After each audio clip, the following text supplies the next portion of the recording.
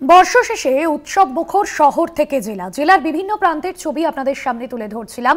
আর কয়েক ঘন্টা পরেই নতুন বর্ষবরণের রাত, আর তার আগে দিনভর শেষ বছরের শেষ দিনটিকে কিন্তু সেলিব্রেট করছেন আম জনতা। সকাল থেকেই বিভিন্ন পিকনিক স্পটগুলিতে ভিড়ের ছবি লক্ষ্য করা গিয়েছে এবং সেখানে 8 থেকে 80 প্রায় সকলেই কিন্তু ভিড় জমিয়েছেন। অন্যদিকে জনবহুল জায়গাগুলোতে অতিরিক্ত পুলিশ মোতায়েন করা হয়েছে। আপনাদের সামনে টাকির ছবিও তুলে ধরবো। সেখানেও কিন্তু সকাল থেকে যে পিকনিক স্পটগুলি সেখানে ভিড় জমেছে, সাধারণ মানুষজন তারা কিন্তু আসছেন এবং বছর শেষের এই পিকনিকের যে আমেজ, সেই আমেজ কিন্তু তারা ইতিমধ্যেই উপভোগ করছেন। টাকির ইছামতি নদীর পাড়েও কিন্তু ভিড় জমছে। পুলিশের তরফেও কড়া নজরদারি নেওয়া হচ্ছে। রাজ্যের বিভিন্ন প্রান্ত থেকে পর্যটকদের ঢল নেমেছে টাকি পর্যটন কেন্দ্রে এবং সকাল থেকেই পর্যটকদের ঢল নেমেছে। পর্যটকের আনাগোনা লেগেই থাকে টাকি পর্যটন কেন্দ্রে। তবে একদিকে যেরকম ওপার বাংলা এবং এপার বাংলা এই সংযোগস্থলে পিকনিকের যে আমেজ, সকাল থেকেই কিন্তু সেই আমেজ উপভোগ করছেন সাধারণ মানুষজন। বসিরহাটের টাকি পর্যটন কেন্দ্রে সকাল থেকেই পর্যটকদের ভিড়। বছর শেষ, আর বছর শেষের আনন্দ, আবারও একটা নতুন বছর শুরু করার শেষ দিনটিকে প্রত্যেকেই কিন্তু নিজেদের মতো করে উপভোগ করছেন। সকাল থেকে অনেকেই বেরিয়েছেন অন্য কোনো গন্তব্যে, একদিকে শহরের থেকে অন্যদিকে জেলার বিভিন্ন যে পিকনিক স্পটগুলি সেই ছবি আপনাদের সামনে তুলে ধরছি। জেলায় যে পিকনিক স্পটগুলি রয়েছে সেখান থেকেও কিন্তু দূর দূরান্ত শহরতলি থেকে মানুষজন ভিড় জমাচ্ছেন। একদিকে বিভিন্ন রাইডস যেরকম রয়েছে, পাশাপাশি বিভিন্ন পর্যটন কেন্দ্রগুলিতে যে ঘোরার জায়গা রয়েছে সেখানেও কিন্তু সাধারণ মানুষরা আসছেন এবং শীতের মিঠে রোদ গায়ে মেখে পিকনিকের যে আমেজ, বছর শেষের যে পিকনিকের আমেজ, সেই আমেজ কিন্তু তারা উপভোগ করছেন। আর এই মুহূর্তে আপনাদের বাঁকুড়ার ছবিটা তুলে ধরছি। বাঁকুড়ায় কিন্তু এই মুহূর্তে পিকনিকের আমেজ শুধুমাত্র বাঁকুড়া নয়, জেলার বিভিন্ন প্রান্ত যেরকম টাকি, অন্যদিকে বাঁকুড়ার ছবি বেশ কিছুক্ষণ আগে আপনাদের এই মুহূর্তে দেখাচ্ছি বাঁকুড়ার জয়পুরের ছবি, যেখানে যে পিকনিক স্পটগুলিতে সকাল থেকেই কিন্তু খাবার দাবার থেকে শুরু করে দিনভর যে একটা আনন্দের আমেজ, একটা উৎসবের আমেজ বছর শেষে, সেই আমেজ কিন্তু উপভোগ করে নিচ্ছেন আম জনতা। এই মুহূর্তে আপনাদের দুর্গাপুরের ছবি তুলে ধরছি। দুর্গাপুরেও কিন্তু একই ছবি। সকাল থেকে বিভিন্ন যে পিকনিক স্পটগুলো সেখানে সাধারণ মানুষের ভিড় লক্ষ্য করা গিয়েছে এবং যত বেলা বাড়বে কিন্তু সাধারণ মানুষের ভিড় বাড়বে এমনটাই বলা যেতে পারে।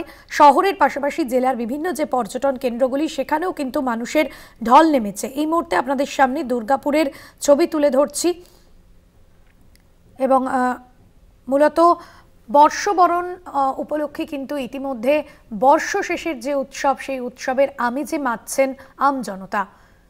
সকাল থেকেই আপনাদের সামনে তুলে ধরছি সেই ছবি। আর এই মুহূর্তে আপনাদের সামনে তুলে ধরবো টাকির ছবি, কারণ বছর শেষে টাকি রাজবাড়ি যেরকম একটা আলাদা রকম আকর্ষণ থাকে, টাকিতে কিন্তু এই শীতকালীন মরশুমে মূলত সাধারণ মানুষজন টাকির যে পর্যটন কেন্দ্র সেখানে আসেন এবং তারা উপভোগ করেন শীতের আমেজ। টাকি থেকে রয়েছেন আমাদের প্রতিনিধি সরাসরি সঞ্জিত চক্রবর্তী।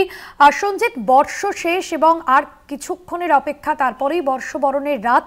একেবারে নিরিবিলি পরিবেশে নদীর পাড়ে একান্তে কিছুটা সময় কাটাচ্ছেন সাধারণ মানুষজন, পিকনিক মুডে রয়েছেন। টাকি এপার বাংলা ওপার বাংলার সংযোগস্থল। এই মুহূর্তে কি ছবি নজরে আসছে এবং যারা আসছেন সেখানে তাদেরই বা দিনভর কি কি প্ল্যানিং থাকছে?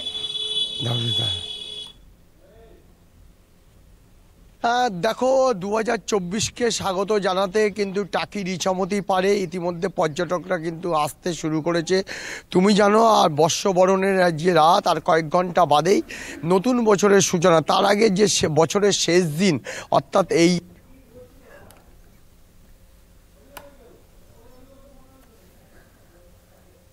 এই টাকিতে আসেন কেন? একদিকে ভারত বাংলাদেশ নিজের চোখে দেখেন, অন্যদিকে ইছামতি নদী, যেটা এই নদীর কিন্তু বহু প্রাচীন ঐতিহ্য রয়েছে।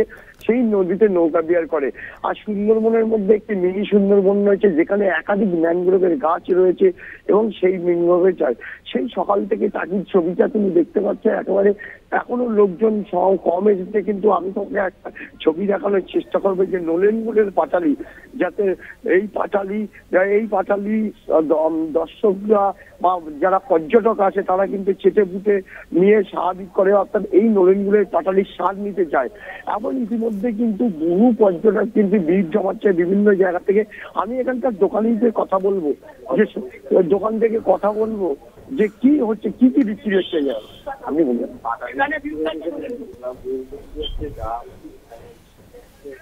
মানে নলেনগুড়